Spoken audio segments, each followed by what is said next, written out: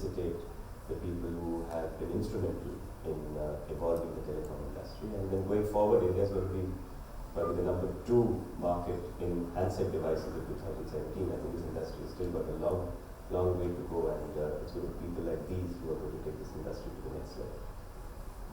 So as you rightly mentioned, India is now moving into the second phase of the telecom revolution. We have emerged as a global leader in the first phase of the revolution, which was basically voice-based networks, which are achieving close to 950 million subscribers in the country. The fact that we have the most cost-optimized tariffs here, which has made us an envy for worldwide. I think this is nothing else but an achievement of the people. And it's also a recognition of the opportunities ahead in terms of the new networks, the data networks which are emerging, which will be a combination of voice and data. It is in that context that what has happened must be recognized. People who have led the movement, who deserve the recognition, and also as a means of looking ahead, because it is the people who make this industry, and it is a very people-intensive approach. So I believe that such awards will help in recognizing people who have made things happen and who will also help us in making things happen in the future also. For a well-known and leading publication like Voice and Data, which has always been a path breaker in the job that it does, I think it has been doing an excellent job in the last few years felicitating people from the industry. Having said that, it is important that they continue to do the job, because the telecom industry for the last 3 or 4 years has gone through some kind of a downswing.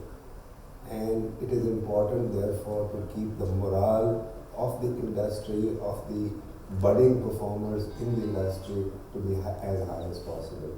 So I think by recognizing achievers, what Voice and Data is doing for the industry is motivating the youngsters who are there in the middle management ranks, or maybe just touching the glass ceiling, to sort of be activated into doing better and better for the future.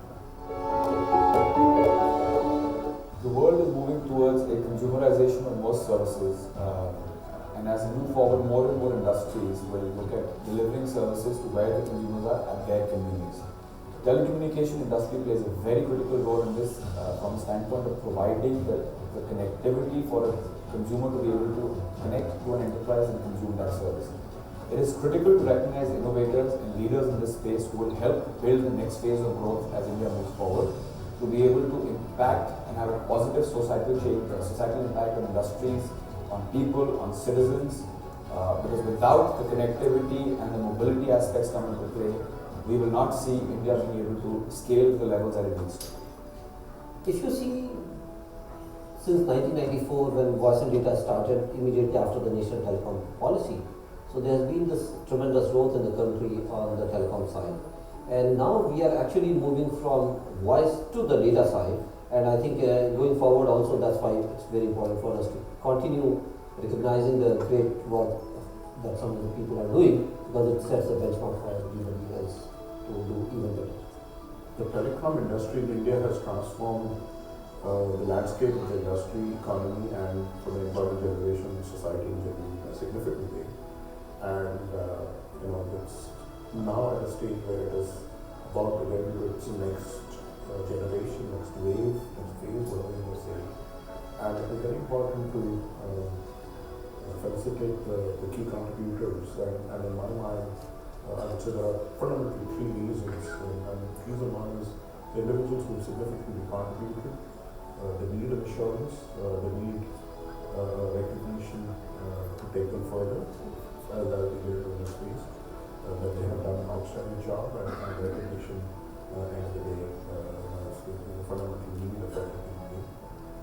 The second is the larger family and friend circle who have contributed to success in a significant way by either effectively or the significant sacrifices they would have made in their life. And when you know who you sacrificed a lot is finally recognized, you feel worthy of the sacrifices that you have made in your life.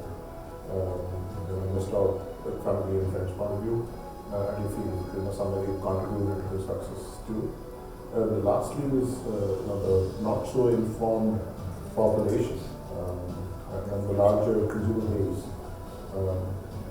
also looks to know that they have a very macro view about significant players in the country. So there's a lot of people who are very silent contributors, and when you stand up and recognize them, society in general appreciates the industry and the leaders, and that encourages people to take it forward. The Voice and Data annual awards recognize the excellence in the telecom sphere. We've been now doing this for the last 12 years. This is our way of saying thank you to the people in the industry who really, delivered beyond the call of duty.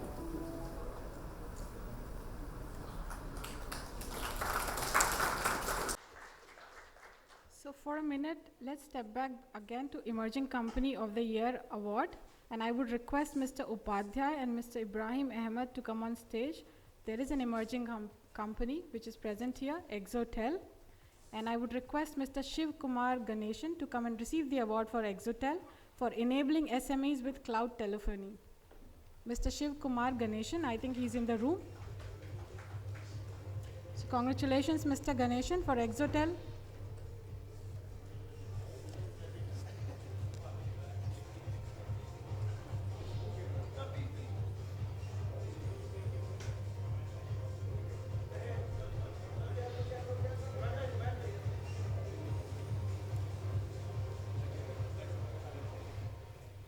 Thank you, Mr. Upadhyay, Mr. Ibrahim Ahmed.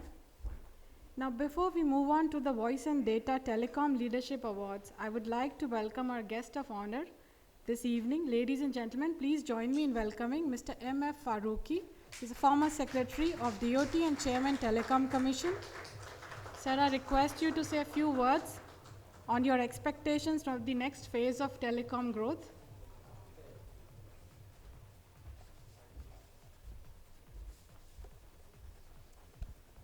Good evening, friends. First of all, it's such a great pleasure to be here with you all. And electromagnetic waves, they can transfer energy, as we know in quantum physics.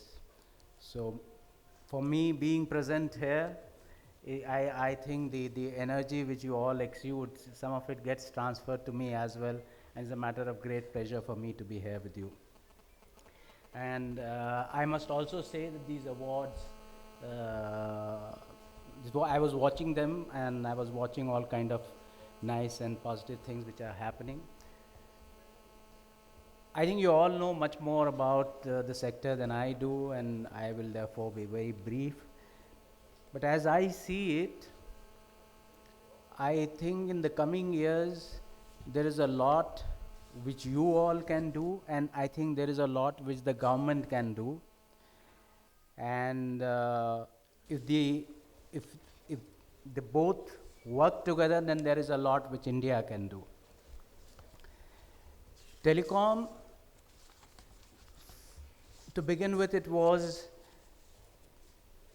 just an economy of network. How big a network is, and that is how much you would be economical. Then became economy of scale, how big you are, how far is your reach, because you could always join somebody else's network. But today I think the big game is the game of economy of scope. What are all the activities which can actually be carried on a telecom network? That is what is changing. Today it is, whether it is business, whether it is retail, whether it is wholesale, or it is health or education, or whether it is entertainment, or whether it is finance, insurance, savings bank operations, transfer of money, everything is possible on the telecom network. And the opportunities are absolutely immense,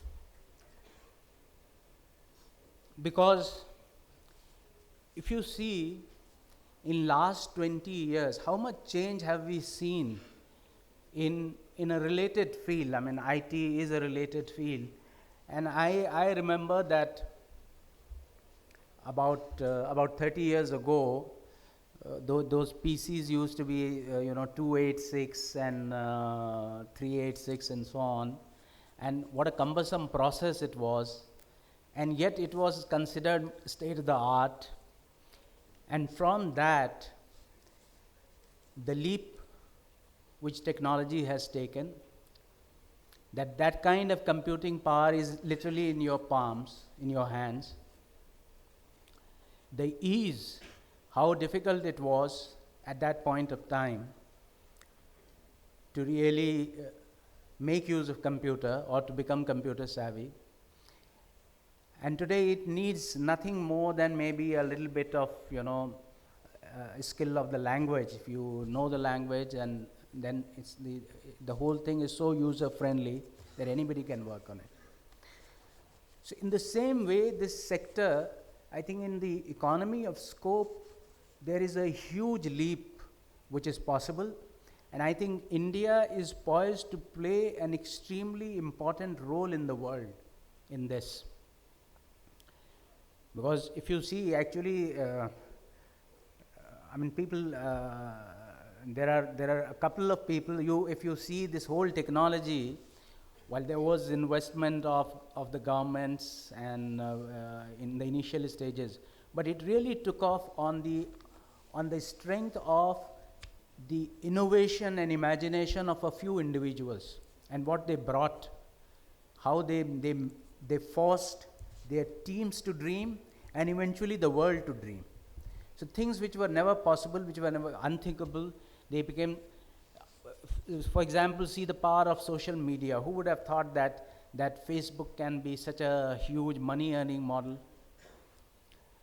So I would only say that the possibilities are endless.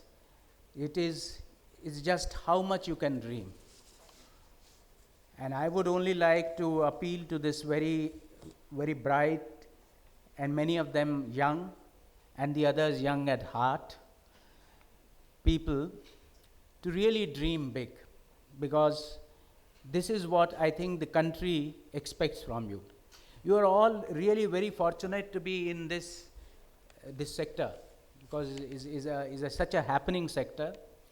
It has got over its problems, I think, and you only need to dream big, and you need to see that you also pass on, if not the baton, but you at least groom youngsters, because I think that is the key. The capacity to dream which a youngster has, I think is very difficult for people above 50 or 60 to have those kind of dreams. So it's important to groom youngsters, to enable them to dream, to enable them, to empower them to dream, and